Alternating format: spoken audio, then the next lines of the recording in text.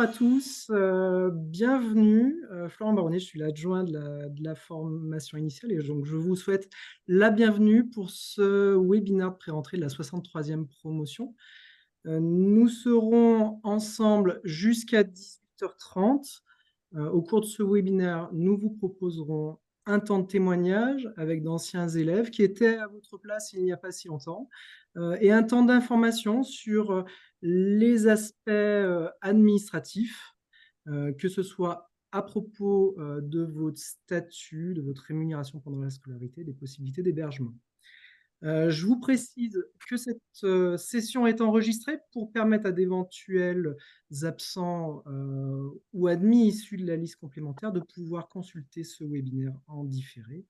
Mais avant de démarrer, je vais laisser la parole à notre directeur Dominique Plibaud, puis à Virginie Malardet-Goutte, notre directrice de la formation initiale. Oui, bonjour à toutes et à tous. D'abord, parce que je pense que c'est la première fois que donc j'ai un échange avec la future promotion.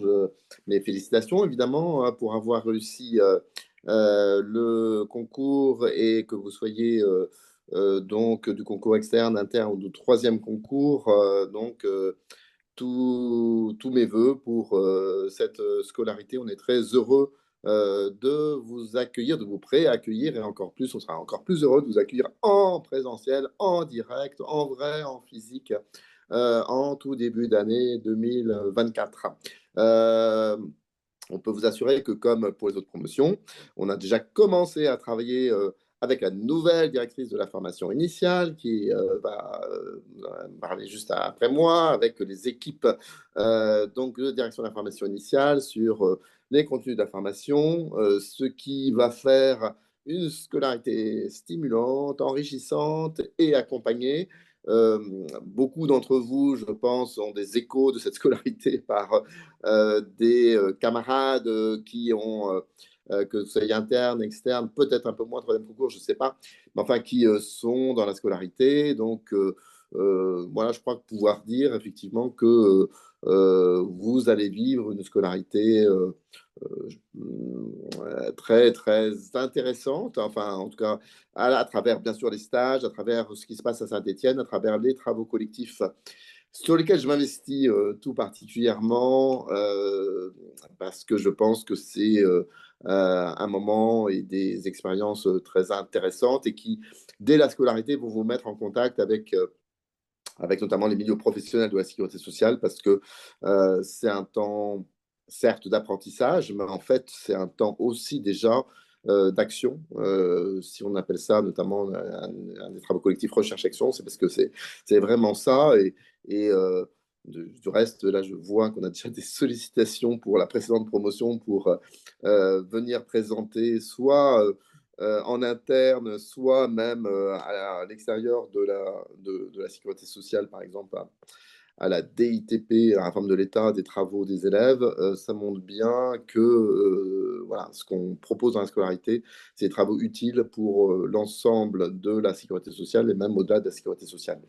Voilà. Vous dire aussi, évidemment, que plus que jamais, je considère que le choix de la sécurité sociale que vous avez fait, ou pour certains, alors aussi, hein, qui sont, je sais bien qu'on est dans la phase où il y a encore, pour certains, des possibilités d'hésitation avec d'autres concours, mais je redis que le choix de la sécurité sociale, ben, je pense que c'est un choix plus que jamais pertinent si on souhaite avoir une vie professionnelle dans le secteur public qui épouse au mieux tous les enjeux de l'action publique, parce que voir tous les enjeux de l'action publique, on les retrouve dans la sécurité sociale, les enjeux d'accès de la population aux droits, les enjeux d'efficience, évidemment, les enjeux aussi de contrôle, de lutte contre la fraude, les enjeux du numérique, donc, et de l'intelligence artificielle demain, qui vont être des enjeux. Je ne vais pas déjà spolier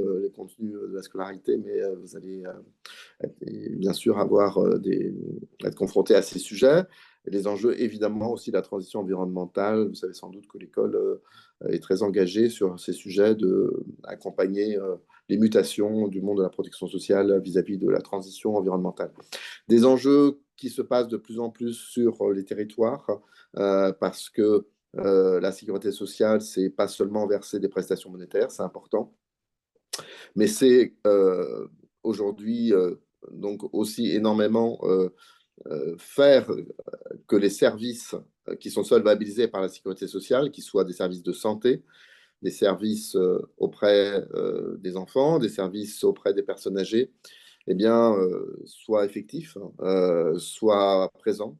Et vous savez que pour beaucoup de nos concitoyens, le sujet n'est pas tant forcément le sujet monétaire aujourd'hui, le sujet d'accessibilité financière, que le sujet donc d'accessibilité des services sur lequel les organismes de sécurité sociale se mobilisent avec avec des partenaires territoriaux pour faciliter cet accès. Donc des enjeux de plus en plus forts au cœur de la vie de notre collectivité nationale, qui a bien besoin de solidarité, de vivre ensemble. Et c'est ce que les futurs dirigeants de la sécurité sociale doivent porter. C'est la mission d'école de vous accompagner dans ce cheminement pour porter ces enjeux avec professionnalisme demain. Voilà tout ce que je voulais dire pour entamer ce webinaire.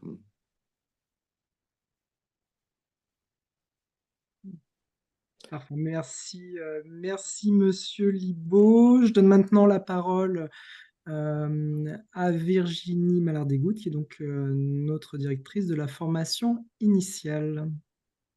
Bonjour à toutes et à tous. Alors oui, Virginie Mallard-Desgouttes, je suis la directrice de la formation initiale depuis 15 jours. Donc je fais à peu près une pré-rentrée, comme vous. D'ailleurs, je pense qu'à cette occasion, j'aurai une attention particulière pour votre promotion, puisque nous aurons intégré l'école quasiment ensemble. Auparavant, vous verrez qu'on a des carrières riches et variées. Vous aurez les retours d'expérience des grands témoins par la suite, mais on a la possibilité d'aller en organisme local, d'aller en caisse nationale dans différentes branches. Et donc, je travaillais auparavant à l'Union des caisses nationales de sécurité sociale sur une direction de l'innovation et de la prospective, et puis auparavant sur direction des ressources humaines. Voilà, pour me présenter rapidement, vous redire aussi, comme l'a précisé Monsieur Libaud, tout d'abord, félicitations d'avoir réussi ce beau concours.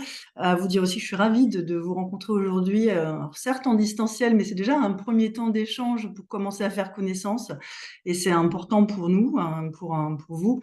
Vous redire aussi que vous allez intégrer le N3S, qui est une école avec une scolarité particulièrement riche, à la fois d'apprentissage théorique et pratique, en alternance, que vous allez rencontrer des interlocuteurs assez variés, à la fois des directeurs d'organismes, des directeurs de secteurs, de métiers également sur l'ensemble de ces branches, avec des experts, des universitaires, des intervenants des caisses nationales également, pour beaucoup de partage tout au long de cette scolarité. C'est une école d'application, et vous découvrirez aussi des méthodes de management, de gestion de projet qui finalement vous permettront ensuite d'ailleurs que vous allez expérimenter pendant cette scolarité, puisqu'on a beaucoup d'apprentissage et d'application au travers de cas d'usage. Mais surtout, ces méthodes et ces acquisitions vous permettront de prendre un poste qui en tout cas, vous serez, je pense, parfaitement outillé, méthodologiquement parlant, pardon, pour prendre des beaux postes à la sortie de l'école. Et puis, vous aurez, comme l'a dit Monsieur Libaud, des stages qui vont vous permettre de découvrir aussi l'ensemble de nos branches, des métiers, des différentes fonctions possibles. Et elles sont nombreuses, en tout cas, voilà. Donc, une scolarité riche. Vous allez aussi travailler ensemble régulièrement. Donc, vous avez tous des parcours variés. Je pense qu'à cette occasion, ça vous permettra d'apprendre beaucoup des autres, de vous nourrir de ces parcours, et puis apprendre aussi sur vous-même, et pour faire évoluer également vos postures, pour arriver parfaitement armé dans vos futurs postes à la sortie de l'école. Et l'école, c'est aussi une école à taille humaine, donc vous serez accompagné par l'équipe de la DIFI tout au long de cette scolarité. En tout cas, on a un point d'attention important pour être à votre écoute. Donc, encore une fois, bienvenue, à très bientôt pour la rentrée en réel. Et je laisse maintenant la parole à Florian, qui va vous présenter nos deux grands témoins de ce jour pour les retours d'expérience de carrière.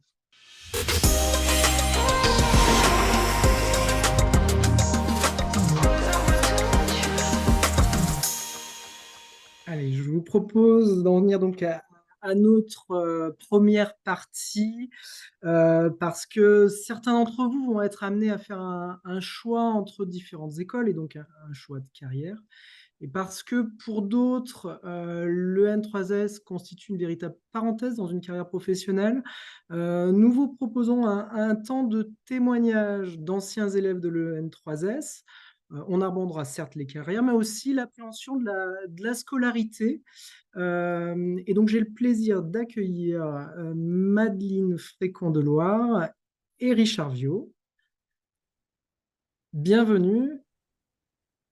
Alors, je Bonjour. vous laisse dans un premier temps, Madeleine et Richard, vous présenter succinctement, que ce soit votre profil, le concours dont vous êtes issu, votre promotion, et puis succinctement votre parcours professionnel. Madeleine, je vous laisse démarrer. Eh bien, écoutez, merci. Donc, Madeleine Frécon-Deloire. Moi, je suis de la promotion, donc la 55e promotion de l'EN3S. Auparavant, j'étais diplômée de Sciences Po Lyon, donc j'étais restée 5 ans à l'IEP de Lyon. En sortie de N3S, j'ai occupé plusieurs postes. J'ai déjà été responsable relations clients à la CAF de Seine-Maritime. Donc, très concrètement, je gérais la plateforme téléphonique qui était mutualisée, donc normande, tous les accueils physiques du territoire séno-marin et également la médiation réclamation. Donc, ça, c'était mon premier poste. Et ensuite, j'ai basculé côté production. Donc, j'étais responsable de la production, donc toute la gestion des droits au niveau de la CAF. Donc, très concrètement, tous les techniciens qui gèrent les dossiers CAF. Par la suite, je suis devenue donc sous-directrice à la CAF de Seine-Maritime toujours, sur un panel assez large qui comportait à la fois toute la partie front office, donc effectivement la partie production, et également l'appui métier, donc c'est-à-dire la gestion de tout ce qui est les formations métiers qu'on peut délivrer bien évidemment à nos techniciens. Et puis deux autres missions qui étaient peut-être un petit peu atypiques, mais tout aussi passionnantes. Une partie maîtrise des risques avec du coup la gestion des contrôleurs sur place, donc ceux qui vont à domicile et qui font des enquêtes sur les dossiers qui sont potentiellement à risque ou frauduleux. Et également une autre partie qui était l'ARIPA, donc c'était l'agence de recouvrement et d'intermédiation des pensions alimentaires, dont vous avez sûrement entendu parler, avec du coup, comme c'était le démarrage, toute la construction et la mise en place de l'offre de services à destination des familles monoparentales. Donc un poste très intéressant et diversifié. Et depuis un an, je suis sous-directrice retraite à la CARSAT Rhône-Alpes. Donc, c'est un peu un poste équivalent, mais côté branche retraite, avec donc à gérer notamment la réforme des retraites cet été, mais on y reviendra. Voilà, du coup, j'enchaîne. Et le titre d'ancien élève me va plutôt bien, puisque moi, je suis issu du concours interne, puisque j'avais déjà mis un pied au sein de l'assurance maladie, à la caisse primaire de Loire-Atlantique, puis à la Caisse nationale d'assurance maladie en qualité de chargé d'études juridiques dans ces deux organismes. Et donc, je suis issu de la 43e promotion de l'EN3S. Donc, ça veut dire que je suis sorti de l'école en 2005. Donc, ça commence un peu à dater. Et du coup, sur un poste de manager à ma sortie de l'EN3S. D'ailleurs, je suis moi entré au CNES, c'était le Centre national d'études supérieures de la sécurité sociale, et le temps de ma scolarité, le Centre national est devenu École nationale. Donc sur une fonction de manager à la caisse primaire de la Seine-Saint-Denis, donc grosse boutique, qui a fait que j'y suis resté 9 ans.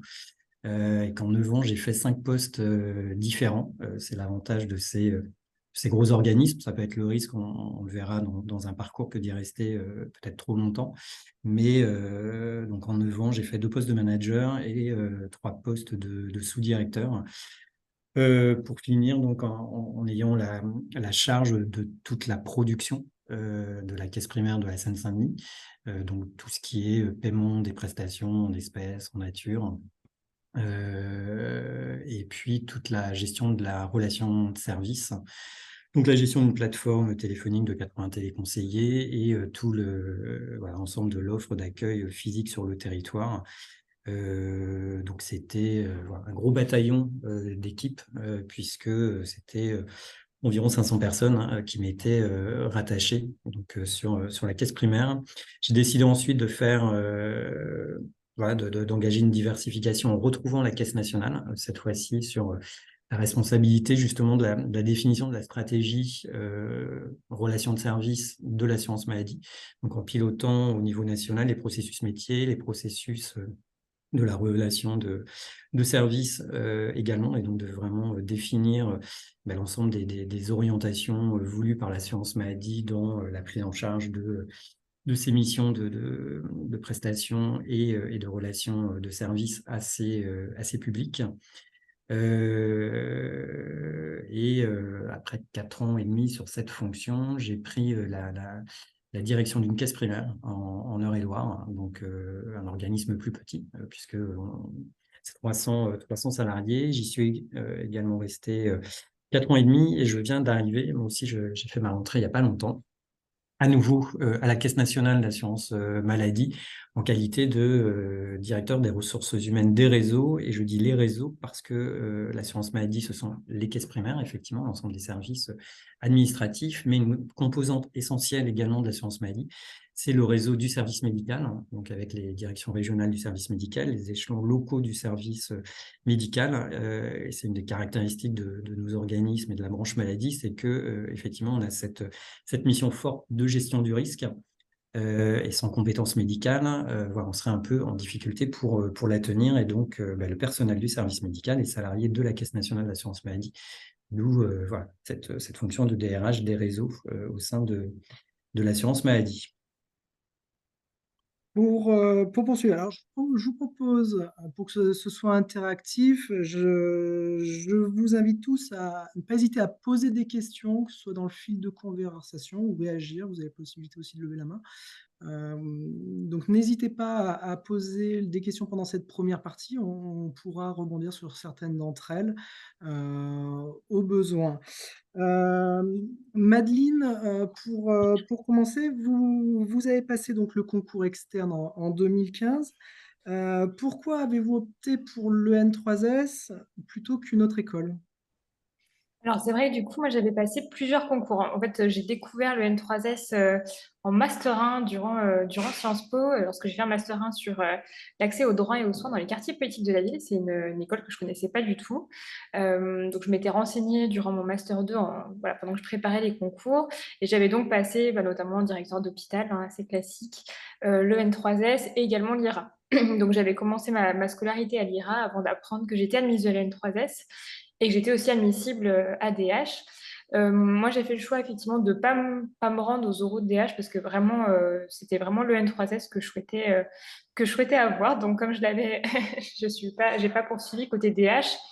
Alors, pourquoi du coup avoir opté pour le N3S et pas forcément directeur d'hôpital? Alors, c'est vrai que déjà, je trouvais que la formation de l'école était vraiment adaptée au souhait de. Voilà, moi, j'aimais vraiment la partie managériale et le N3S, c'est vraiment une école de management. Et au-delà de ça, c'est vrai que les postes en sortie me semblaient plus diversifiés parce qu'on a énormément de domaines différents. Si on aime la santé, on peut tout à fait se faire plaisir dans tous les débouchés qu'on peut trouver côté assurance maladie et on peut rapidement changer aussi finalement de branche, etc. Et donc d'enjeux métiers au quotidien. Et ayant un petit peu la bougeotte, c'est quelque chose qui me correspondait bien, voilà, par le côté vraiment très diversifié et riche. Et puis au-delà de ça, en ayant échangé aussi avec des personnes qui travaillaient à la fois côté hôpitaux et à la fois côté organisme de sécurité sociale, il me semblait, et puis ça s'est traduit en tout cas concrètement dans l'exercice de mes fonctions, qu'on avait aussi peut-être plus de marge de manœuvre et d'initiative dans nos postes en sortie de N3S. Alors je ne parlerai pas côté DH, n'ayant pas pu voir de ce côté-là, mais en tout cas c'est un vrai atout pour nous dans notre quotidien pour aussi pouvoir motiver, mobiliser nos équipes. D'accord. J'ai une deuxième question, Richard et Madeleine, à l'issue de concours et avant d'entamer la scolarité, dans la même position que nos lauréats de la 63e promotion, quelle image vous aviez du métier d'agent de direction à la sécurité sociale? Le regard que vous portiez à l'époque, s'est-il avéré juste? Et en quoi vous trouvez votre métier épanouissant aujourd'hui? J'y vais. Du coup, pour moi, la projection que je pouvais avoir sur un poste d'agent de direction, il était véritablement sur la dimension managériale que ce poste-là peut recouvrir, alors sûrement par rapport au parcours que moi j'avais de formation juridique et d'exercice juridique au sein de l'institution. Donc, c'était pour moi un élément de motivation que de m'engager dans ce parcours avec voilà, cet objectif à terme de basculer sur une fonction d'agent de direction. Et ce qui a pu m'apporter la scolarité que j'avais peut-être moins en visibilité par rapport aux fonctions que j'exerçais précédemment, c'est toute la dimension également gestion de projet qu'un agent de direction va avoir et comment effectivement vous embarquer et des équipes pour engager de vraies et fortes transformations. À titre d'exemple, quand je suis arrivé à la caisse primaire de la Seine-Saint-Denis, c'était l'époque où on parlait encore de centre de paiement. On avait une trentaine sur tout le département. En l'espace de 2 conventions d'objectifs et de gestion, en fait, on a restructuré l'ensemble de cette organisation de la production sur 3 sites exclusivement. Donc voilà, ça s'est fait en 2 temps principaux, mais c'est juste des aventures à la fois humaines et de transformation qui sont très fortes et avec de vraies marges de manœuvre qui sont données dans les organismes locaux et sans doute beaucoup plus pour avoir notamment la fonction là, de directeur siégé au conseil de surveillance d'hôpitaux, par exemple. Voilà, quand j'avais la vision sur les réorganisations qu'il portait, cette souplesse-là, cette liberté-là est quand même, je pense, moins forte.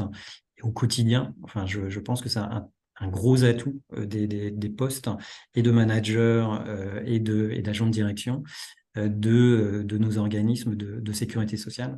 Donc ça, voilà, c'est aussi pour moi une grosse dynamique, enfin, voilà, une grosse particularité et un gros intérêt. Et puis après, derrière, mais on y reviendra sans doute, toute la dimension partenariale. Monsieur Libaud évoquait tout à l'heure le fait qu'on soit présent sur les territoires. Les caisses primaires, notamment, sont créées sur la maille départementale. Et très clairement, voilà, vous avez une capacité à agir et à activer des partenariats en relais de vos missions qui est assez forte et au quotidien véritablement stimulante. Parce que là aussi, vous avez une liberté à agir qui est véritablement importante. Du coup, alors de mon côté, c'est vrai que moi, j'avais pas forcément d'idée sur, finalement, j'avais pas forcément d'image sur le métier d'agent de direction, parce que c'est un métier que je ne connaissais pas, jusqu'à ce que je rencontre finalement, dans le cadre de ma préparation du concours, j'ai pas eu l'occasion et l'opportunité de faire des stages, mais j'ai pu rencontrer plusieurs agents de direction de la région Rhône-Alpes. Et c'est vrai que voilà, à chaque fois, j'ai été assez surprise par à la fois le fait qu'ils étaient toujours aussi investis et dynamiques, même après des années au sein de la sécurité sociale. Bon, je trouvais que c'était déjà un signal très positif pour pouvoir rejoindre l'école. Et au-delà de ça, effectivement, leur rôle concret sur les équipes et sur finalement les politiques publiques aussi territoriales. Ça, très concrètement, ça ne s'est pas démantelé lorsque j'ai vu la réalité du rôle d'un agent de direction concrètement. Euh, mais c'est vrai que je n'avais pas saisi l'ampleur finalement sur à quel point on pouvait aussi faire bouger les choses à notre niveau et vraiment apporter un petit peu notre pierre à l'édifice en faisant évoluer les organisations, en associant bien évidemment nos collaborateurs, en développant aussi des offres de services un peu innovantes sur nos territoires. Voilà, par exemple, quand j'étais en CAF, en travaillant avec les partenaires du territoire, c'est vrai qu'on peut aussi être amené parfois à créer des structures, des offres de services innovantes qu'on ne retrouve pas forcément ailleurs, mais parce qu'elles sont adaptées au public et aux spécificités qu'on peut rencontrer sur notre territoire, qui ne sont peut-être pas les mêmes que celles qu'on peut rencontrer par ailleurs. Donc ça, c'est vraiment ce côté-là aussi partenarial et de faire bouger les lignes est vraiment intéressant. Et c'est ce que je trouve notamment sur la deuxième question, sur ce que je trouve épanouissant dans mon métier aujourd'hui, c'est vraiment cet aspect-là. Déjà, on s'ennuie jamais. C'est vrai qu'il n'y a pas une seule journée où je me dis oh, aujourd'hui, je m'ennuie un petit peu. Non, ça s'est pas produit en tout cas depuis ma sortie de l'école. Et c'est vrai que c'est un métier qui est épanouissant pardon, à plusieurs titres. Déjà parce que c'est vraiment un métier qui est au cœur de relations humaines. Alors c'est un peu bateau de dire ça, mais on est des managers. Donc nécessairement, au quotidien, notre rôle, c'est de mobiliser, d'animer un collectif. Et c'est vraiment passionnant cette partie-là, vraiment d'être toujours au contact et en lien avec nos collaborateurs. Et puis, au-delà de ça, on est vraiment au cœur finalement des politiques publiques et ça se traduit concrètement par nos missions. On en reparlera un petit peu plus tout à l'heure. Mais voilà, j'ai eu à connaître la mise en place de la réforme logement, là de la réforme des retraites cet été. Voilà, c'est très concret pour nous ce qui se passe, et ce qu'on entend dans les journaux, etc. Ça se traduit très concrètement en assurance maladie. Je suppose aussi avec voilà, donc, lorsqu'il y a eu la gestion du Covid, etc. On voit aussi vraiment notre rôle là-dedans, et c'est ça qui est vraiment passionnant. Madeleine, j'avais une autre question donc sur votre parcours. Vous êtes sorti récemment, finalement en 2017. Vous évoquiez en introduction que donc, vous étiez passé de la CAF à la CARSAT. Quel regard vous portez aujourd'hui sur la diversité justement des métiers et puis des différents univers au sein de la CARSAT, malgré du coup une sortie assez récente? Alors c'est vrai que j'ai eu voilà, la chance de voir déjà deux branches, donc la branche famille et puis la branche retraite, la branche vieillesse. Alors dans les deux cas, j'étais effectivement sur la partie plus métier, donc production, relations clients, hein, sur les deux missions. Donc moi, ce qui m'a vraiment marqué dans les deux cas, hein, c'est vraiment ce que j'indiquais un petit peu tout à l'heure, d'être au cœur de ce qu'on nous parle au quotidien, de ce qu'on voit, etc. Et c'est ça qui est passionnant. Côté CAF, très concrètement, on était en plus CAF en avance de phase, donc c'est-à-dire qu'on était CAF pionnière, on devait tester, expérimenter la mise en place de l'évolution du mode de calcul des aides au logement. Bon, vous êtes très certainement concernés pour ceux qui écoutent. Vous avez dû sûrement vivre, en tout cas voir l'évolution des APL. Donc forcément, ça impacte derrière des gros changements organisationnels, de se réinterroger aussi sur comment on va mettre en place tout ça, tout en garantissant bien évidemment un bon service à l'usager, voilà, que les personnes soient payées en temps et en heure. Et on le voit aussi là, côté CARSAT, avec cet été la gestion de la réforme des retraites. Hein, c'était une réforme qui s'est faite en un temps record. Donc nécessairement des enjeux forts pour nous parce que voilà, on compte aussi sur nous pour derrière les assurés, là aussi, reçoivent bien leur pension de retraite et aient bien compris les nouvelles règles. Donc voilà, deux branches qui sont vraiment passionnantes, les deux, l'une comme l'autre. Et ce qui est bien aussi côté EN3S, en tout cas sur les postes en sortie, hein, c'est qu'on peut vraiment passer de postes métiers, comme moi j'ai pu occuper, à des postes qui sont plus transversaux, comme les ressources humaines, par exemple. Et c'est ça qui est aussi intéressant. On peut, voilà, au-delà de changer de branche, on peut aussi avoir des mobilités qui sont au sein de notre même organisme, ou en tout cas au sein de la région, d'une même région, mais sur des typologies vraiment différentes en termes de mission, j'ai envie de dire. Richard, de votre côté, vous avez pu exercer à la fois en caisse locale et en caisse nationale avec des enjeux stratégiques. Qu'est-ce qui fait la singularité de votre parcours et qu'est-ce que vous pourriez dire justement aux élèves qui se posent la question justement sur leur choix de carrière? Alors, la singularité de mon parcours, c'est effectivement cette alternance entre organismes locaux, alors de tailles différentes d'ailleurs, hein. Il n'y a pas grand-chose à voir entre la caisse primaire de Réloir à Chartres et puis la caisse primaire de Seine-Saint-Denis à Bobigny. Mais précisément, c'est la liberté que vous avez de donner l'orientation souhaitée à votre parcours. C'est-à-dire qu'il n'y a rien de linéaire. Et c'est à la fois les missions que vous remplissez dans la fonction, les rencontres que vous pouvez faire qui vont vous donner envie ou l'occasion d'engager une mobilité, mais qui a aucune contrainte. On n'est jamais mis en situation de devoir bouger. C'est vous qui, à un moment, éprouvez le besoin, l'envie de vous remettre un peu en question, d'aller s'enrichir autrement. Alors moi, c'est vrai que j'ai essayé des pas de côté vers une autre branche, ça n'a pas marché. Parce que, les tentatives sont pas toujours fructueuses. En revanche, voilà, cet aller-retour entre organisme local et caisse nationale d'assurance maladie, pour moi, il a été riche de contributions sur des niveaux divers au portage des politiques publiques et des missions de l'assurance maladie. Très clairement, à la Caisse nationale, on est là pour définir la stratégie, définir les politiques publiques, soit en déclinaison voilà, de lois ou de réformes engagées par le gouvernement, soit tenter de prendre la main pour voilà, définir ce qui peut être fait. Moi, très, très, très clairement, par exemple, à la Caisse nationale, quand j'étais en charge de la relation de service avec les équipes qui m'étaient rattachées, on a complètement réorganisé la stratégie d'accueil physique de l'assurance maladie. C'est-à-dire qu'on a fait complètement exploser cette logique de guichet, c'est-à-dire que les assurés venaient, faisaient la queue les uns derrière les autres et attendaient d'être reçus par un agent qui était derrière sa borne d'accueil. Et qu'on a décidé de faire exploser ça, de mettre en place des espaces libre-service, du rendez-vous pour des situations plus compliquées, plus attentionnées.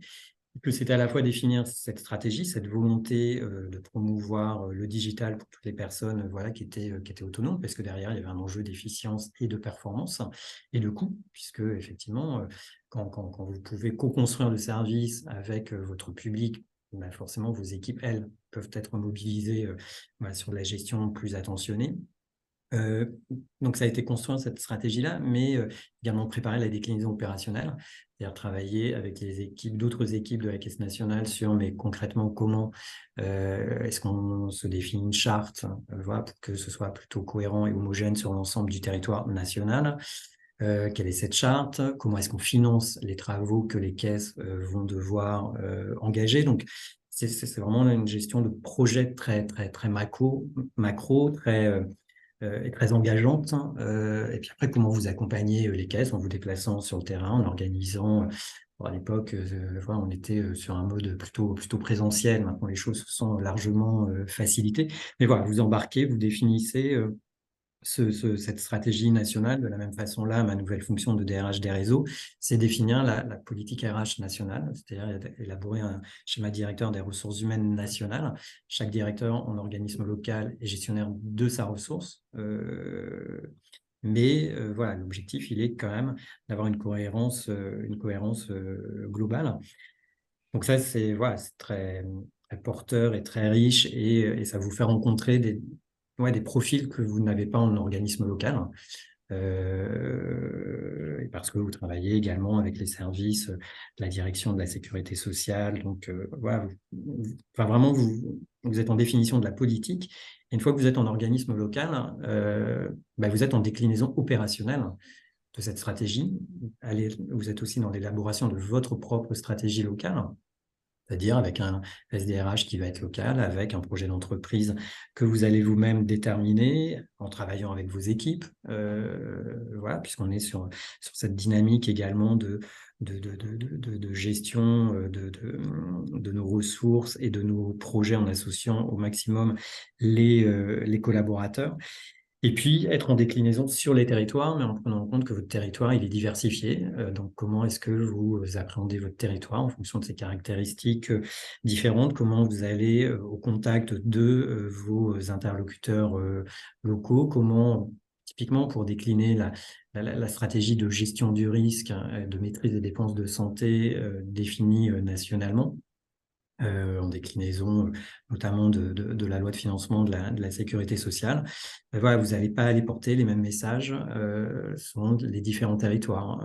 Et puis, vous allez aller dans les établissements de santé pour voilà, leur donner à voir vos praticiens, quand ils prescrivent voilà, des médicaments, des arrêts de travail, voilà ce que ça génère comme dépenses en ville. Je vous donne à voir ça. Comment est-ce que ça peut évoluer, déployer la chirurgie ambulatoire de façon plus importante. Donc, vous êtes vraiment dans de l'opérationnalité, dans du concret et dans voilà, du contact pour tenter de faire évoluer les choses concrètement sur le terrain et de façon éventuellement différenciée.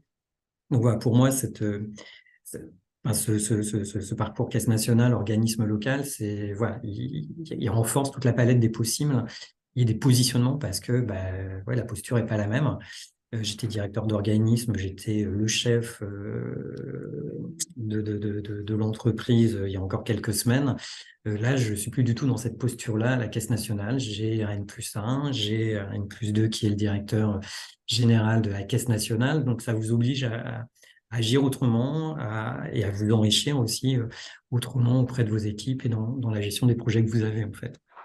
Et c'est vrai que pour rebondir là-dessus, hein, euh, on peut aussi avoir l'image des fois d'agents de direction un peu stratosphérique, mais c'est vrai qu'en réalité, on l'est pas du tout. On est vraiment, je rejoins entièrement ce qui a été dit, on est au contact de nos équipes, même quand on a des grosses équipes. Moi, aujourd'hui, j'ai plus de 500 personnes, mais néanmoins, je vais les voir régulièrement sur mes différentes agences, sur Rhône-Alpes, etc. Et on a aussi envie de comprendre ce qui se passe concrètement sur le terrain, parce que c'est comme ça que derrière, on peut aussi prendre des bonnes décisions stratégiques, faire remonter aussi les problématiques et ce qui fonctionne moins bien à la Caisse nationale. Et notre métier, voilà, il y a vraiment aussi du concret au-delà de la stratégie. Voilà. Donc c'est important d'avoir cette vision-là parce que on peut des fois se dire, bon, bah voilà, on est agent de direction, on est dans notre tour, etc. C'est aussi l'image qu'on peut avoir quand notamment on est externe. On ne sait pas forcément trop ce qu'on fait quand on est agent de direction. Mais vraiment, voilà, c'est aussi ce qu'on en fait, notre métier. Hein.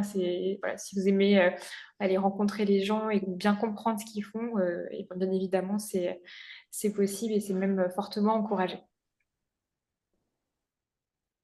N'hésitez pas toujours à poser des questions dans le fil de conversation. Euh, Plus que 2 mois avant la rentrée, j'ai donc 2 questions à propos de l'appréhension de la scolarité. Madeleine, vous aviez obtenu un diplôme d'IEP, vous l'avez dit tout à l'heure. En quoi la formation de l'EN3S est-elle différente selon vous?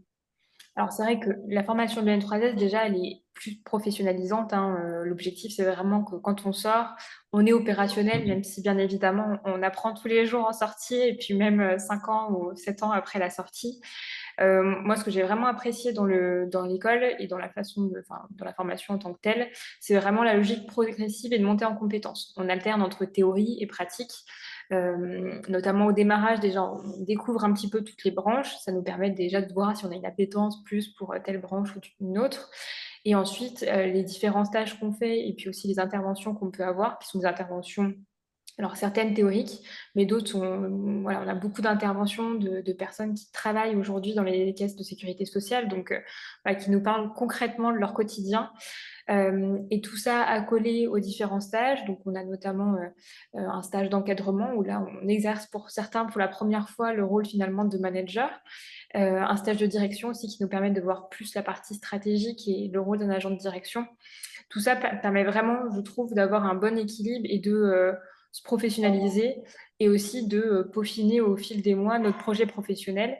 Et ça, c'est aussi facilité avec l'accompagnement que moi j'ai bien apprécié aussi à l'EN3S. On a vraiment un accompagnement à 360 à la fois par toutes les personnes qui sont au sein de la direction de la formation initiale et également on a ce qu'on appelle des référents institutionnels, donc un peu un tuteur, un coach qui est dans un organisme de sécurité sociale et qui nous prend sous son aile, entre guillemets, voilà, qui a un petit groupe d'élèves et du coup qui peut nous accompagner sur aussi voilà, quel est le projet professionnel le plus adapté pour nous, aussi par rapport à nos contraintes personnelles, hein, parce que beaucoup de personnes ont aussi des contraintes personnelles. Donc voilà, c'est ça que j'ai beaucoup apprécié, vraiment le côté professionnalisant et puis le côté pratique. Voilà, on n'est pas sur des cours magistraux toute la journée, toute la semaine et tout le mois.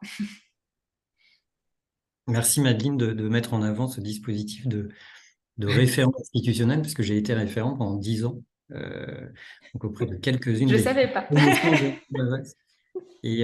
Et en tant que du coup professionnel de l'institution, enfin, c'était très riche aussi d'avoir enfin, voilà, ce regard et cet enrichissement aussi voilà, au contact des élèves de la scolarité. Et effectivement, moi, ça m'a fait clairement mesurer, au-delà de l'expérience que j'en avais, que toutes ces mises en situation que l'école propose, qui sont nombreuses, qui sont régulières et qui sont même permanentes en fait, enfin, on voit le cheminement et l'évolution de chacun des élèves dans la manière dont il se saisit de toutes ces opportunités et dont il se construit, dont il s'enrichit. Et donc, progressivement, il construit effectivement son projet, il affine ses envies, sa connaissance de soi également, pour être en vraie projection de ce que va être son premier poste à la sortie de l'école. Mais finalement, déjà en sortant, dans un coin de la tête, on a déjà l'idée de ce que pourra être le poste encore d'après.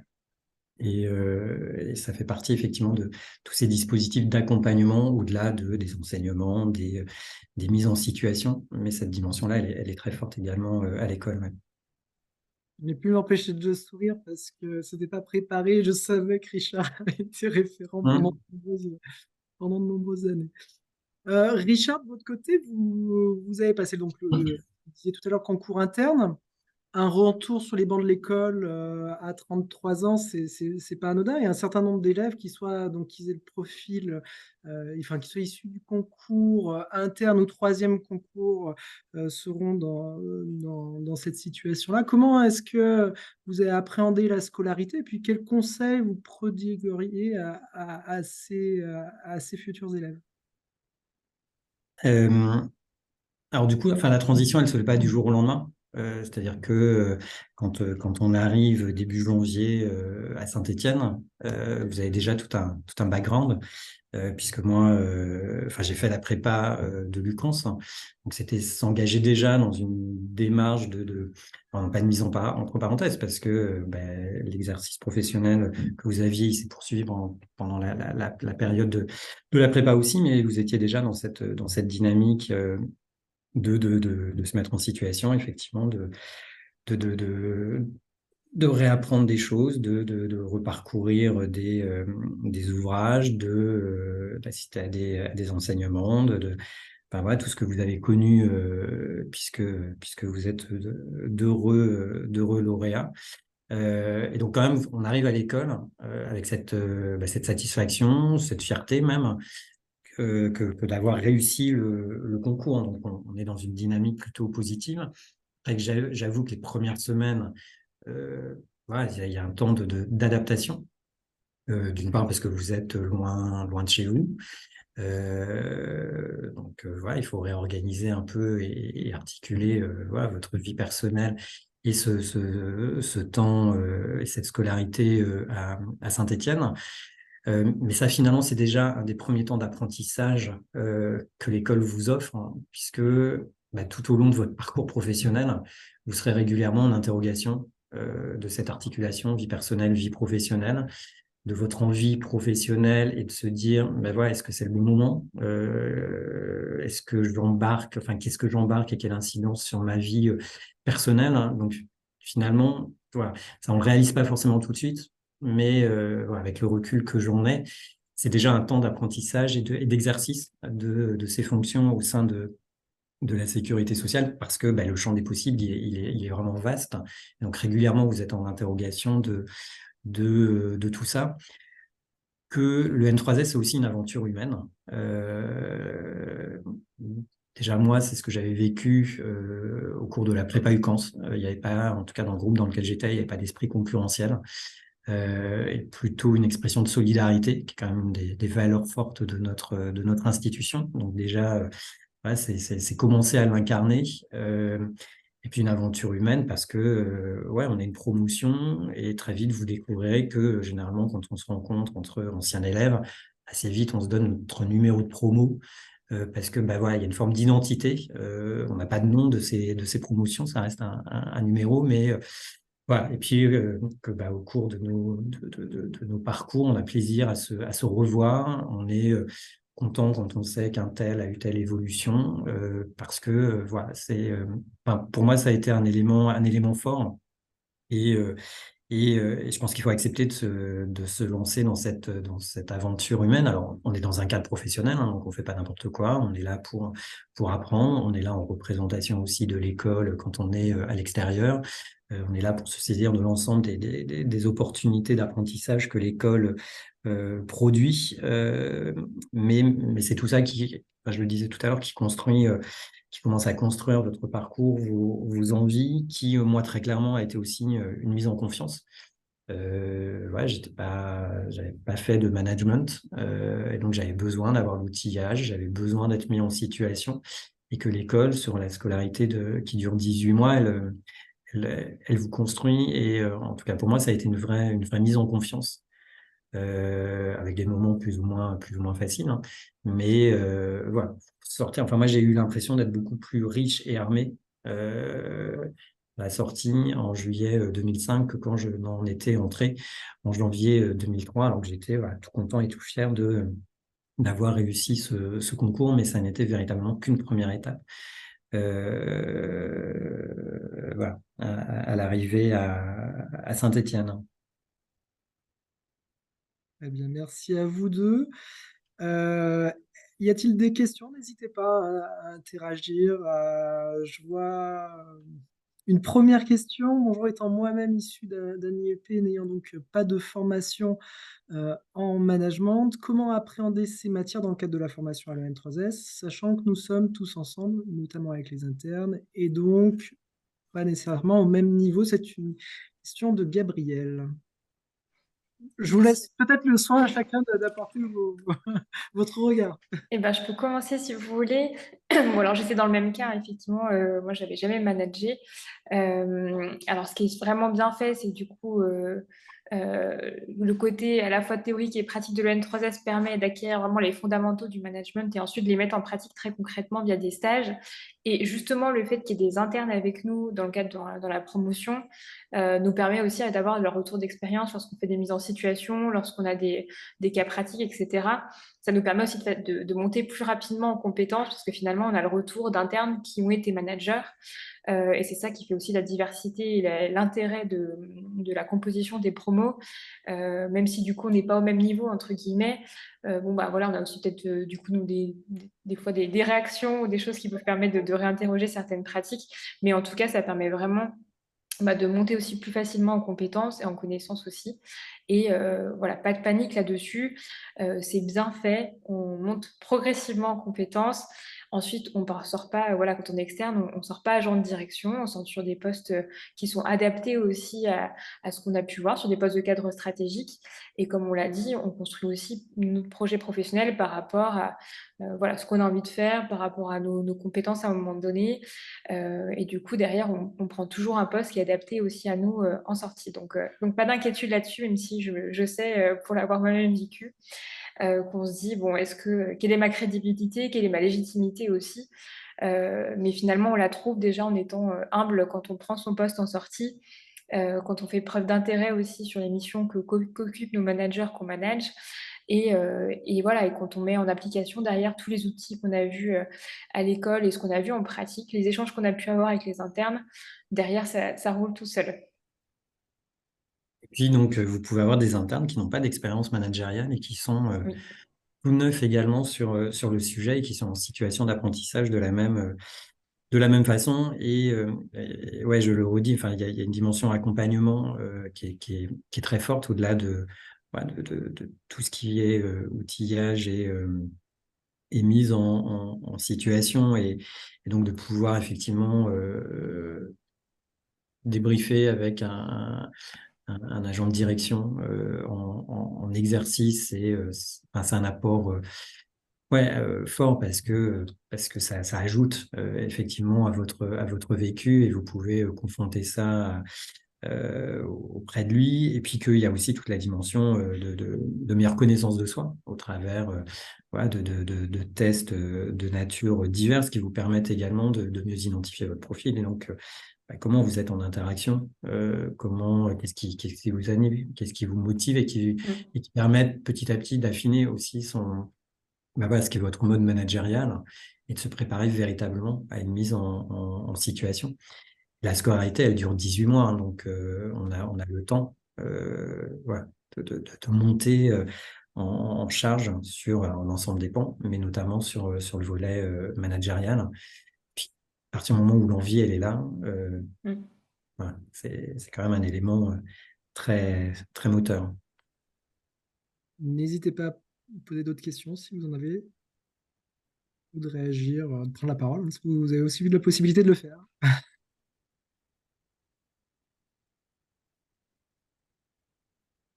Je vois pas d'autres questions. Il y a une main On a qui une main s'est levée, levée. ouais. Ah, il y a une Ouais. main levée, pardon. Louis, je vous invite à prendre la parole. Oui, bonjour à tous. Merci pour cette présentation. J'ai une question, mais je ne suis pas sûr que pour me répondre en tant qu'ancien élève.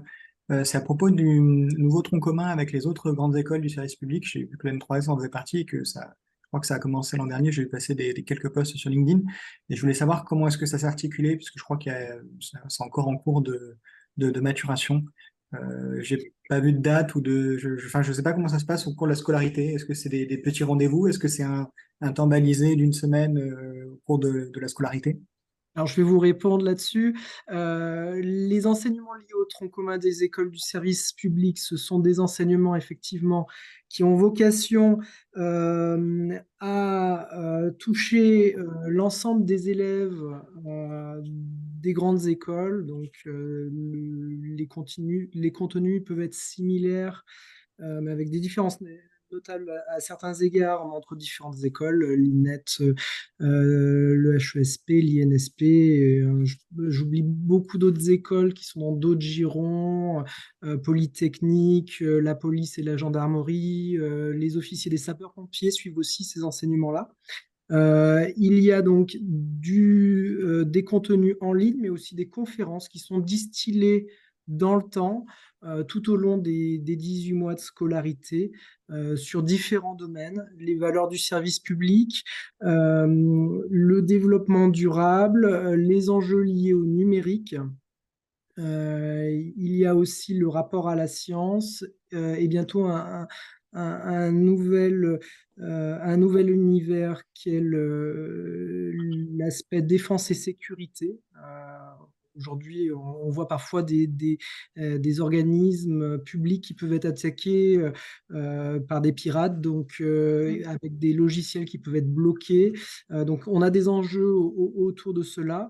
Et il y a un dernier tronc commun que je n'ai pas évoqué, c'est inégalité et pauvreté, qui est coordonné par le N3S à l'intention des autres écoles. Donc, nous concevons ces contenus pour le compte des autres écoles de services publics. Mais ce sont des enseignements qui sont distillés tout au long de la scolarité. On aura l'occasion de vous présenter un petit peu la structuration de ces enseignements. Mais on le fera à la rentrée pour le coup. D'accord, pas de souci. Merci beaucoup. Je ne sais pas si vous avez d'autres questions autour de ces enjeux. J'ai oublié aussi une chose sur ce tronc commun. Il y a aussi des rencontres inter-écoles qui sont prévues pendant la scolarité et qui permettent parfois d'aborder des enjeux qui sont partagés entre différentes écoles. Ça aussi, on aura l'occasion de vous expliquer comment se déroulent ces rencontres à la rentrée. Mais l'objectif, c'est effectivement que vous puissiez échanger avec des élèves d'autres écoles, comme le font finalement les collaborateurs de la sécurité au quotidien, que ce soit en CARSAT, en assurance maladie, pour prendre l'exemple de Madeleine et de Richard, avec des partenaires que ce soit le conseil départemental. Je ne vais pas vous lister tous les partenaires, ils sont nombreux, mais voilà, il y a aussi un enjeu de travail partenarial pour nos structures. Voilà, y a-t-il d'autres questions? Je ne vois pas d'autres questions pour le moment. Je remercie donc Madeleine et Richard pour leur présence et pour leur témoignage afin de vous permettre d'appréhender la scolarité, puis peut-être de répondre à certains enjeux autour des carrières au sein de la sécurité sociale. Et je vous propose de passer donc à notre deuxième partie sur les questions administratives.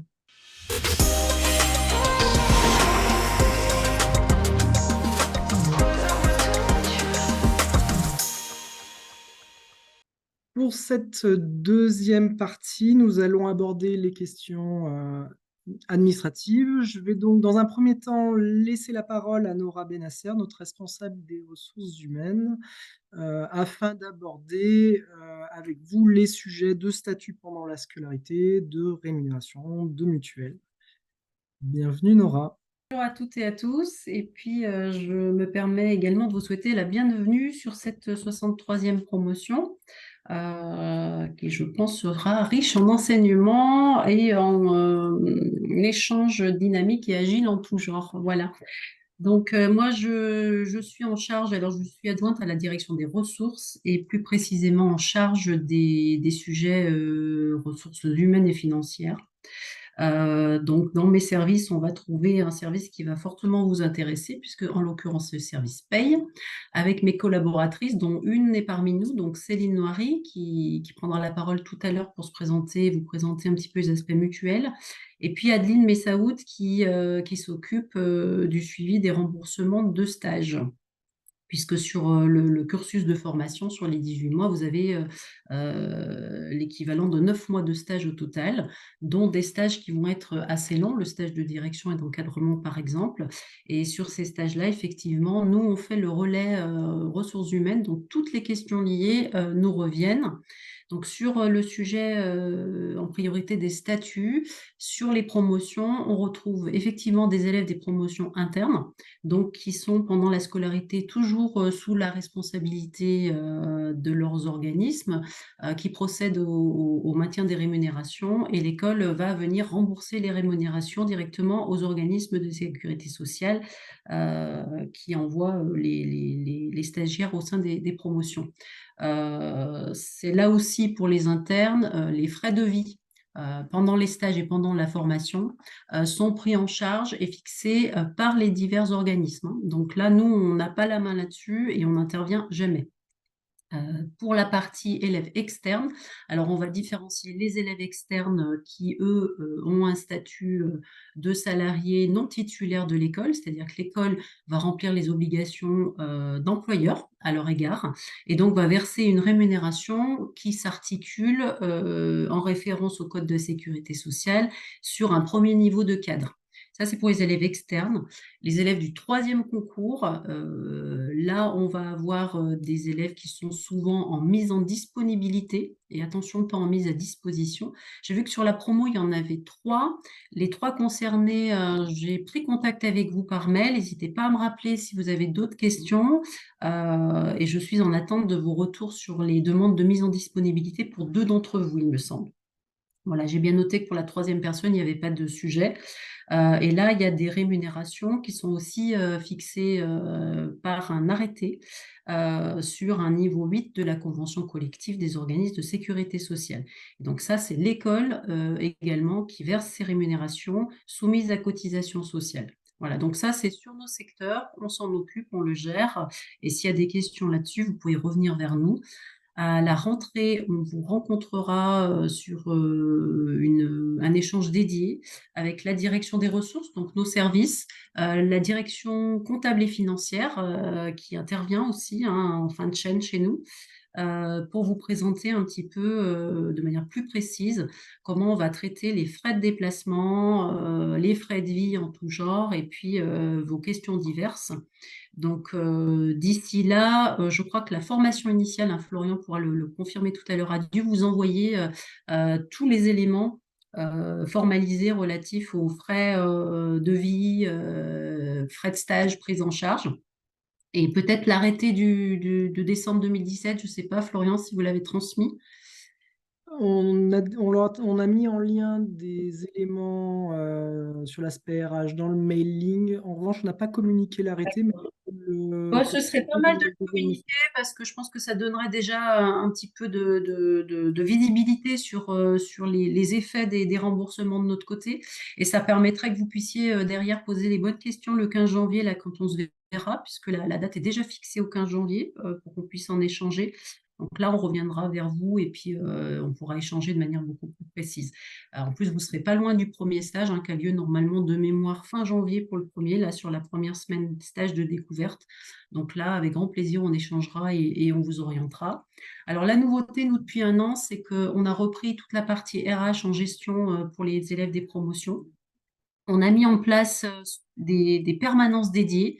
Alors, on vous donnera le calendrier des permanences pour qu'on puisse vous répondre de manière plus adaptée, qu'il n'y ait pas d'attente. Comme ça, on peut vous rencontrer sur site quand vous en avez besoin sur ces ces espaces de permanence. Donc, on vous donnera le calendrier aussi à la rentrée. Et puis, quand on a des sujets un peu plus marqués, qu'on a des sujets d'effet de groupe, hein, parfois on peut avoir un sujet général sur une incompréhension, sur un moyen de remboursement, une disposition administrative sur un stage. On essaye de favoriser une petite visio RH qu'on propose à toute la promotion sur un temps qui soit un petit peu distancié des cours, hein, pour vous permettre d'adapter un petit peu vos plannings. Et puis, on peut échanger avec vous et vous faire une petite présentation. Là, on l'a fait 2 ou 3 fois là, avec la promo qui est en cours. Ça marche plutôt bien et ça permet que tout le monde soit au même niveau d'information. Donc ça, on va le garder pour cette année aussi. Voilà un petit peu pour le tour de piste des grandes lignes. N'hésitez pas à bien consulter tous ces documents, à revenir vers nous s'il y avait des sujets, des questions. Je pense que dans le fil ou le chat de réunion, je ne sais pas si quelqu'un peut vous passer notre mail direct à mes collègues et à moi. On a un espace mail dédié, hein, à la promotion. Il faudra bien l'utiliser. C'est une adresse mail spécifique qui permet la continuité de service dans l'équipe, hein. Voilà, donc c'est vraiment impératif d'utiliser ce mail-là. Voilà, après, vous allez avoir les questions de mutuelle. Donc, je vais laisser ma collègue Céline Noiry, qui doit être par là, qui travaille avec moi à la paye et qui va pouvoir vous donner 1 ou 2 informations avant que vous arriviez en formation au mois de janvier. Voilà. Je ne sais pas si vous avez des questions avant que peut-être qu'elle vous présente les effets de la mutuelle. Il y avait une petite question là que j'ai vue sur comment se passe le choix du lieu d'affectation pour les stages. Je réponds là-dessus. On a différents stages. Il y a des stages courts, des temps de découverte des différentes branches de la sécurité sociale, où on va vous demander un petit peu vos souhaits sur le plan géographique, et on va avoir tendance à affecter en fonction de ces demandes-là. Parfois, on a des personnes qui souhaitent aller voir comment fonctionne la MSA. Donc, on peut, en fonction aussi de ces motivations-là, procéder à des affectations sur ces 2 critères. Pour les stages longs, notamment un stage d'encadrement et un stage de direction de 6 semaines et de 12 semaines, on va prendre vos motivations, on va vous demander de formuler des vœux et on va vous affecter sur des stages en fonction de ces motivations. Voilà un petit peu pour répondre à cette question. N'hésitez pas si vous avez d'autres questions sur les aspects RH, n'hésitez pas à interagir.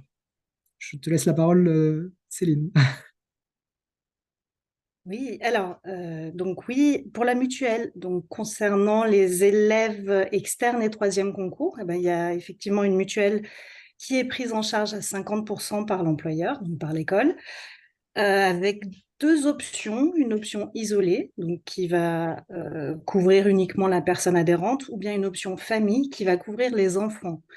En revanche, pour le conjoint, il n'est pas compris dans l'option famille. Il faut à ce moment-là faire une demande de mutuelle facultative, où là, il n'y aura pas du tout de prise en charge employeur. Voilà. Concernant effectivement les élèves internes, ils continueront à être couverts par leur mutuelle. En tout cas, on vous fera passer tous les documents à votre entrée en scolarité et voilà, on reste disponible si nécessaire pour les questions. Je vois qu'il y a des questions, Florian, dans le chat. C'est bien, c'est une première question sur les trajets de notre domicile à l'EN3S. S'il y a un trajet qui est fait en voiture, peut-on bénéficier d'un remboursement? Si oui, quelles sont les formalités à remplir? Céline, je te laisse répondre là-dessus. Oui. Alors oui, ça peut être pris en charge. Il faut par contre bien penser à conserver un justificatif. Alors un ticket d'essence, un péage, et on vous fera remplir une demande d'utilisation du véhicule personnel. Voilà, avec votre assurance, votre permis de conduire, et voilà, comme ça, vous serez couvert pour ce trajet-là. Donc après, bah, si vous voulez prendre la voiture pour venir, n'hésitez pas à nous envoyer en amont votre demande pour qu'on puisse vous envoyer la demande d'utilisation de véhicule. Comme ça, vous serez vraiment couvert pour le trajet aller. Merci.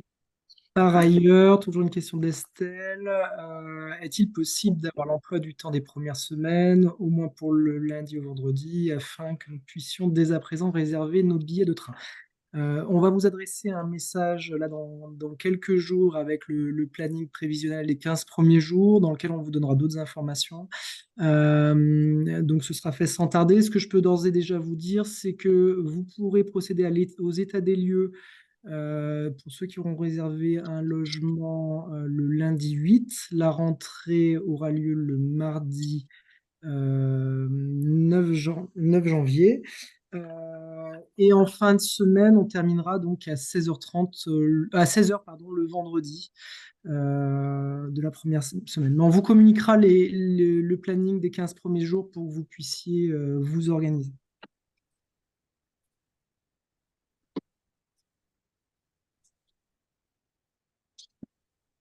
Alors, Vanessa, je vois. J'imagine que c'était pour poser une question. Bonsoir. Bonsoir à tous. Alors, je suis désolée, hein, j'ai un petit peu de retard, donc j'ai pris la réunion en cours. Et donc, je ne sais pas si le sujet a été abordé. Je voulais savoir s'il y avait une date butoir pour la réservation des logements à Saint-Étienne. Alors, j'y viendrai juste après. D'accord, très bien. Et puis, la deuxième question, enfin, c'est une demande de précision sur la prise en charge des frais de déplacement et d'hébergement en dehors des périodes de stage ou pendant les périodes de stage, puisque je voulais, enfin, en fait, clairement, hein, j'ai bien compris qu'en dehors des périodes de stage, ça relevait d'un financement par l'organisme. Mais en revanche, durant les stages, est-ce que les frais d'hébergement sont également pris en charge par le N3S ou c'est uniquement les frais de déplacement? Alors, si vous êtes candidate interne, Oui, c'est ça. alors votre organisme, normalement, devrait vous verser une indemnité qui couvre 2 repas, un découché, chaque jour, stage ou non. Voilà. Nous, ce qu'on prend de mémoire, Céline, tu me compléteras, c'est un aller Saint-Étienne stage et un retour, je crois, de mémoire, hein. Oui, c'est ça. Et aussi, si vous avez besoin de vous déplacer pendant le stage avec des transports en commun, on prend ces transports en commun-là. D'accord. Très bien. Bah, merci, ça répond à ma question. La partie hébergement, c'est bien votre organisme, hein, donc il faut bien voir avec eux pour ces indemnités qui vous versent. Après, c'est leur pratique et ça peut être différent d'un organisme à l'autre, hein. Alors, c'est ce que j'ai cru comprendre et c'est pour ça que mon organisme souhaitait avoir des précisions. Visiblement, c'est divergent d'un organisme à l'autre. Et j'ai cru comprendre que c'était aussi divergent pour les périodes de stage et pour les périodes à Saint-Étienne. Selon les organismes, ils font également une distinction. Oui, oui, oui. C'est ça, À nous, d'accord. c'est vrai qu'on n'a pas du tout ni le visu ni la main. Ok. On peut vous renseigner si vous êtes en difficulté, mais Non, c'était une précision, enfin voilà, qu'on m'avait demandé d'éclaircir avec vous, en tout cas sur les frais d'hébergement durant la période de stage. Donc on est bien d'accord, le N3S ne prend en charge que les frais de déplacement tout à fait. pour le trajet aller-retour Saint-Étienne, lieu du stage. Tout à fait. Merci beaucoup. Je vous en prie. Bonjour, concernant la prise en charge pour le trajet d'arrivée à l'EN3S, si le véhicule est un véhicule loué, un véhicule pour le déménagement, si j'ai bien compris et lu la documentation, il n'est pas pris en charge, notamment l'essence. Une question de Gabriel. Oui, en effet, non. Oui. Il faut que vous soyez propriétaire du véhicule en réalité, hein. Voilà, donc, et après, on applique un barème spécifique. Donc, ouais. Désolée, hein, là, nos textes ne nous permettent pas là, d'appliquer une prise en charge sur du véhicule loué. En revanche, pour faire le déplacement en transport en commun pour un certain nombre d'entre vous, pour pour le déplacement jusqu'à Saint-Étienne pour la rentrée, vous pourrez formuler une demande de remboursement. On vous communiquera le document pour procéder à cette demande-là. On a une autre question sur. Une question Alors oui, oui, les externes. Alors les externes, Je te lance peut-être la question pour peut-être que tout le monde n'a pas lu. Une question de Marion. Donc, il me semblait que les externes pouvaient également bénéficier d'IJ pour les logements pendant les stages, pourtant d'après le document envoyé, sous réserve d'envoi de contrat de location, de facture Airbnb. alors tout à fait, les externes, les promotions d'externes, là c'est l'école qui procède au versement d'indemnités forfaitaires journalières en référence au fameux arrêté dont je parlais tout à l'heure qui va vous être joint là, pour les équipes de Florian. C'est l'arrêté du 18 décembre 2017 qui fixe les conditions de remboursement de frais de déplacement et frais de vie pour les élèves externes des promotions. Donc vous verrez qu'il y a un montant forfaitaire journalier qui vous sera versé en fonction du nombre de jours de stage. Voilà.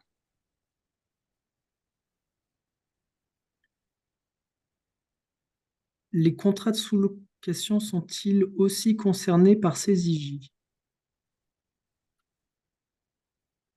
Céline, tu veux?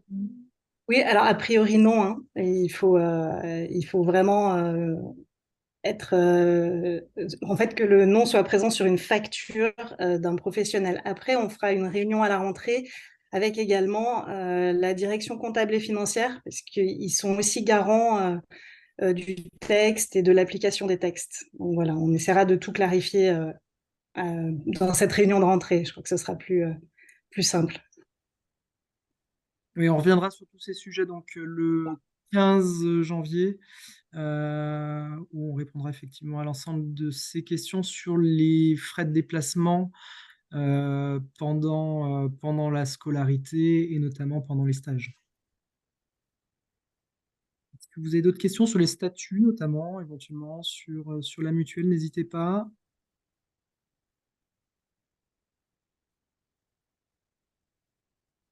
Non, c'est pas le cas pour le moment. Je vous propose, je remercie Nora et Céline. Je vous propose donc de passer au sujet peut-être de l'hébergement aussi, parce qu'il peut y avoir des questions autour de ces sujets. On va vous partager le mailing donc, qu'on vous avait adressé il y a quelques jours. Vous avez en violet notamment, en fait, ce qui est en violet sont des liens et qui vous renvoient vers des documents. Et il y a notamment tous les sujets, s'il y en a qui n'ont pas eu le temps de le consulter encore, toutes les informations sur le statut pendant la scolarité et droits associés. Donc, si certains n'avaient pas eu l'occasion de le consulter, n'hésitez pas. C'était présent donc dans notre premier message à votre intention. On avait également mis en contrebas de ce mailing des informations sur le Montebello, notamment avec un lien qui vous permet d'accéder, il y a un petit temps de recherche, à une page de notre site internet en direct où vous avez toutes les informations sur le Montebello. Vous avez la possibilité, pour ceux qui n'ont pas eu le temps de le faire, donc d'accéder à différentes informations. Il y a notamment le nombre d'hébergements. C'est assez. On a 41 studios, 2 F1, 4 F2. Aussi un duplex. Et il y a aussi des F3 et F4. Voilà, donc on vous laissera faire une demande en fonction de vos souhaits. Vous avez des informations sur la superficie, sur les tarifs. Et puis, vous avez aussi la possibilité d'accéder à des photos. C'est des photos à 360 qui vous permettent de découvrir à quoi ressemblent donc les hébergements. Donc, n'hésitez pas à aller les consulter si vous n'avez pas eu l'occasion de le faire jusqu'à présent. Voilà pour ça. Vous avez aussi des informations sur les équipements et services qui sont proposés pendant toute la durée de la scolarité et à la fin. Donc, il y a effectivement une laverie qui peut vous être utile, des sèche-linges, des tables à repasser à disposition, un espace de détente qu'on appelle l'entresol, où vous aurez accès à toutes ces commodités. Et donc, vous avez un contact, Isabelle 14. Vous avez dans ce lien justement son numéro de téléphone, son adresse mail. Elle ne travaille pas le mercredi, mais voilà, vous pouvez la joindre dès à présent si vous avez des questions sur l'hébergement. Voilà pour ça. La question, je crois que je l'avais vue plus haut, je n'ai pas répondu tout de suite, je n'avais pas pris la question sur comment on peut s'y prendre pour faire la demande. En contrebas, donc vous pouvez compléter une fiche, un formulaire où on vous repose des questions qu'on avait pu recenser au moment du concours, mais pour certains, vous avez changé de logement, parfois de coordonnées depuis votre inscription au concours. Donc, on vous demande de mettre à jour ces informations-là. Et à la fin de ce questionnaire, vous pouvez formuler votre demande d'hébergement. Donc, n'hésitez pas, voilà, si vous avez statué sur le fait de prendre un hébergement à l'école, à formuler cette demande-là dès à présent. Voilà pour ça. Et donc, Isabelle 14 se tient à votre disposition si vous avez des questions. Et donc, vous retrouverez, vous avez ces coordonnées à partir du lien que vous avez dans le mailing. Alors, je vois des questions.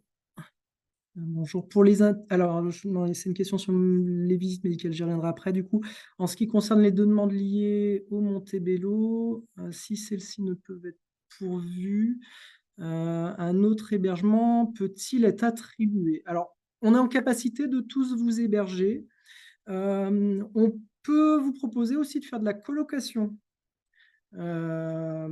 Si certains d'entre vous sont intéressés par de la colocation, signalez-le à Isabelle.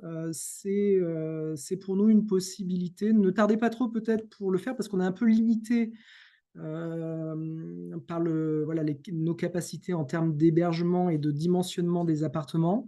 Mais en tant que tel, on est en capacité de tous vous héberger sur le site du Montebello.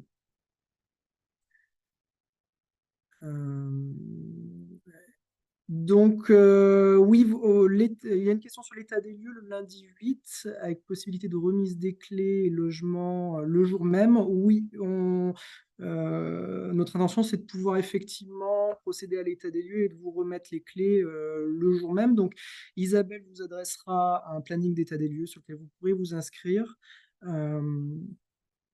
Et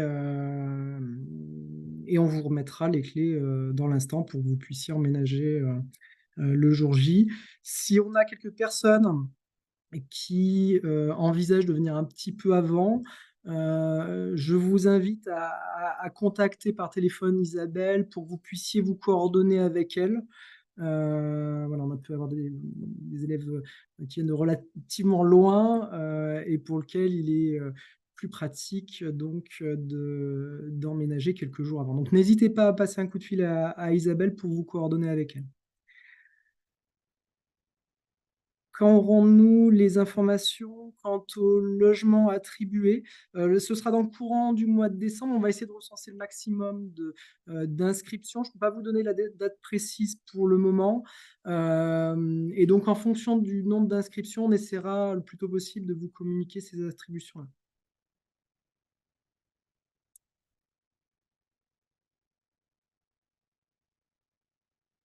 Voilà. Est-ce qu'il y a d'autres questions? J'espère avoir fait le tour sur ce point. J'ai une dernière information à vous donner. Pour certains, vous pouvez prétendre à des allocations logement. C'est pas. Alors, on a prévu un temps et on vous adressera là dans les prochains jours l'invitation. On a prévu un temps d'échange avec les représentants de la CAF de la Loire pour répondre à vos éventuelles questions sur sur les APL pour pour vous permettre de constituer votre dossier, et ils vous donneront quelques conseils sur voilà, la manière dont vous devez construire vos demandes. On a prévu ce point le 12 décembre à 10 h. Donc, on vous enverra un second mailing pour vous donner le programme de la rentrée, et on vous joindra donc l'invitation à ce deuxième webinaire avec les représentants de la CAF pour vous accompagner dans la constitution de votre dossier d'APL. Voilà pour ça. Et voilà, y a-t-il d'autres questions sinon sur le Montebello? J'ai vu une ou deux questions qui concernaient plutôt. Je ne sais pas si Nora est encore là, notamment sur l'éligibilité à la prime d'activité pendant la scolarité. J'avoue que vous me posez une colle. Ce que je vous propose, c'est peut-être voilà, peut-être d'y répondre. Je suis encore là, Ah, Florian. pardon. J'arrivais pas à réactiver ma caméra et mon micro, je suis vraiment désolée. Sur la prime d'activité. Excuse, c'est la fin de journée. Non, prime d'activité. Alors, nous, on n'a pas cette. Quand vous parlez de prime d'activité, on est d'accord que c'est la prime d'activité quand vous déclarez vos impôts, prime d'activité, éligibilité par rapport à vos ressources. Hein, si on peut juste me préciser qu'on parle bien de la même chose. Si c'est Oui, ça, oui. de votre montant de ressources, et dans ce cas-là, c'est pas nous qui avons la main là-dessus, encore une fois, c'est-à-dire que nous, en fonction de vos ressources et de votre déclaration, ce que je peux vous dire, c'est qu'effectivement, pour un externe, vous allez être rémunéré sur la base du premier niveau de cadre. Donc, on peut considérer que certainement, vous y serez, vous serez éligible. Mais par contre, moi, je n'ai pas le visu sur vos ressources. Donc là, c'est un petit peu compliqué. C'est-à-dire que pour moi, il faudrait simuler le truc. Je vois qu'il y a quelqu'un qui envoie un simulateur. Très bien. Voilà, une très bonne idée. Donc voilà, je pense que ça, c'est vraiment, ça relève pas de nous. Hein. C'est vos revenus. Si vous avez, voilà, après, moi, je ne peux pas présager de ce que vous gagnez. Alors à l'école, oui, mais voilà, vous pouvez être marié, pacsé, voilà, partager vos revenus, ça, voilà. Et je me permettrai certainement pas de m'immiscer là-dedans. Donc je vous laisserai faire vos simulations. Voilà. Madeleine a mis le loin. C'est pratique d'avoir quelqu'un qui a travaillé. Voilà, merci beaucoup. Voilà, j'ai encore les réflexes. Très bien, merci. Alors, j'ai vu une question d'Alexandra sur quand commencent les cours du lundi de manière générale pour savoir si le trajet peut se faire le matin. Alors, il n'y a pas de cours le lundi. Vraiment, le lundi sera consacré aux états des lieux. Donc là, vous aurez la possibilité de vous inscrire sur un planning. Les cours, eux, commenceront le mardi matin. Donc, on vous accueillera aux alentours de 10 h, 10 h, 10 h 30. J'ai plus l'horaire exactement en tête. Mais ce sera précisé dans le second message qu'on vous adressera. Mais il n'y a pas de cours du lundi. Le lundi est vraiment consacré aux états des lieux et votre installation au Montebello. Ça vous permet aussi de faire quelques courses pour entamer la semaine. Ah, les lundis de manière récurrente, pardon, je n'avais pas compris. Oui, sur la construction de la scolarité, les lundis, nous commençons donc les enseignements à 10 h 30 en règle générale. Et nous terminons les vendredis les enseignements à 16 h, sachant qu'il y a un peu de latitude suivant les jours.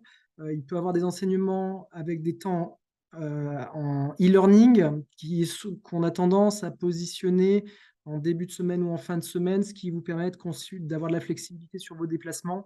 Voilà. Mais majoritairement, les enseignements commencent à 10 h 30 le lundi et se terminent à 16 h le vendredi. Voilà, j'ai peur d'avoir loupé une question au milieu, à vrai dire, puisque... Je crois que ça a bien tout passé. Non, j'ai bien tout passé. Ah ouais. Sinon, j'avais laissé une question de côté, pardon, sur les visites médicales. Ah oui, ça c'est chez vous. Ouais, donc pour les internes, la visite médicale doit-elle être valide durant la totalité de la scolarité? Et la réponse est oui, ça a dû être précisé à vos organismes précédemment. On a d'ailleurs certains organismes qui nous ont rappelé à ce sujet. Mais oui, effectivement, vous devez avoir une visite médicale qui est à jour. Et pour les élèves externes et troisième concours, vous aurez donc chacun une visite médicale au début de la scolarité qui sera programmée.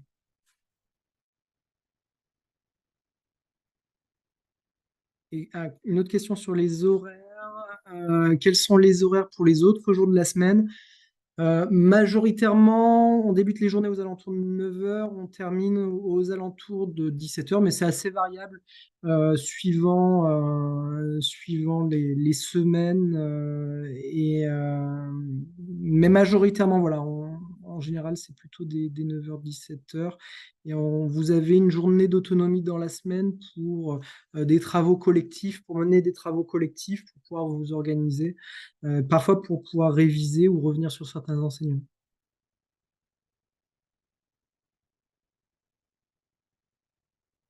Voilà, donc nous n'avons plus de questions. Donc, je vous propose, nous allons donc, comme je le disais tout à l'heure, vous communiquer d'autres messages pour préparer, vous permettre de préparer la rentrée. Pour terminer, je tenais à remercier l'ensemble des intervenants et tout particulièrement donc nos deux grands témoins, Madeleine Deloire et Richard Viau, ainsi que les équipes de l'EN3S qui ont été mobilisées sur ce webinaire, Dominique, Virginie, Nora, Céline et nos collaborateurs en back-office, je pense notamment à Gaïa et Antoine qui ont permis cette organisation-là. Et je laisse donc le mot de la fin à notre directrice de la formation initiale, Virginie. Il manque le son.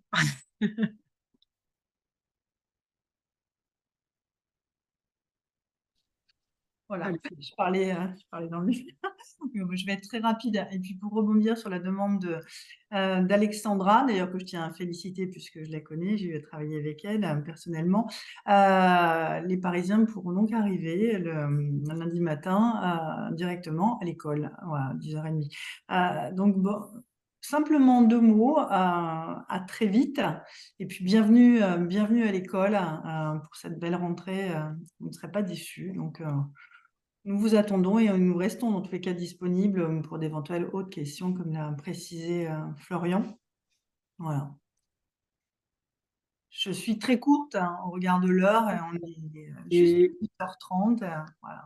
Parfait. Pour le timing, on laissera enfin une petite vidéo qui avait été une production des élèves de la 61e promotion, qui vous présentait un petit peu la ville de Saint-Étienne et qui vous souhaitait la bienvenue par la même occasion. Et je vous souhaite à tous une très belle fin de journée. Merci, au revoir.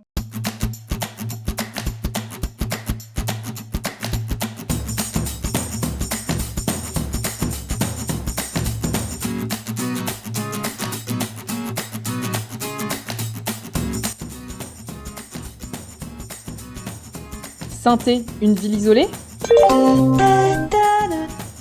Regarde cette carte. Saint-Étienne est avant tout une ville connectée au reste de la France. Paris est direct à 2h40 en TGV, Lyon en 40 minutes, Marseille à 3h, l'aéroport à 1h15 et tu pourras même aller à l'international puisque la frontière italienne est à seulement 3h. Saint-Étienne est intégrée dans un territoire de caractère. Plusieurs parcs naturels bordent la ville, les monts du Forêt, le Pilat et les gorges de la Loire. Et de nombreuses activités sont possibles dans ces parcs. À Saint-É, on va s'ennuyer? Bien sûr que non. Saint-Étienne est une ville de fêtes. Outre les bars, elle accueille de nombreux événements culturels où tu pourras rencontrer les 30 000 étudiants de la ville. Ces rencontres sont facilitées par l'école à travers des projets communs et surtout, tu vivras une vie de promo très riche et très intense. Le BDE organise de nombreux événements tout au long de l'année pour s'intégrer et ils te permettront de découvrir le territoire stéphanois. Tu pourras loger au sein de la résidence du Montebello, appartement mis à disposition par l'EN3S à 50 mètres de l'école. Tu seras mieux logé que chez ta mère. Des appartements en moyenne de 40 mètres carrés un loyer accessible et le ménage compris. Au-delà de ça, le Montebello, c'est une vie ensemble pendant 12 mois. Saint-Étienne, une ville du passé ?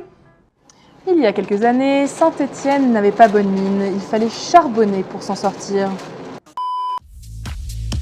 Mais maintenant, Saint-Étienne, c'est ça!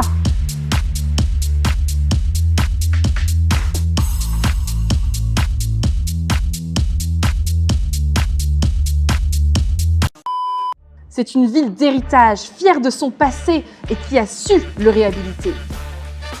C'est aussi une ville d'avenir, seule ville française de design désignée par l'UNESCO. Une ville vivante qui sait se renouveler.